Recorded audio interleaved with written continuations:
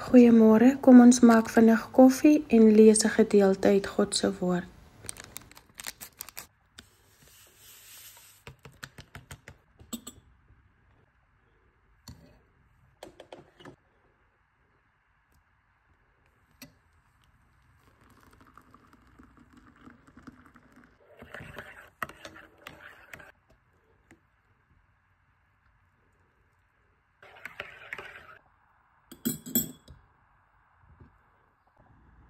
Goeiemôre.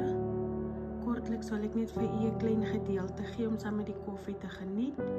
Die Here gee vir my Filippense 4 vers 6 tot 7.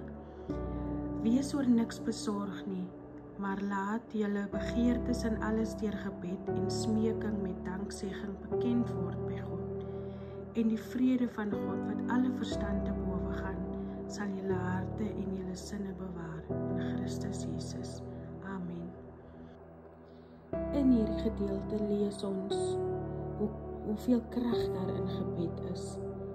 En wanneer ons met smeking en met danksegging ons hartbegeertes by die Here bekend maak, sal hy dit vir ons doen.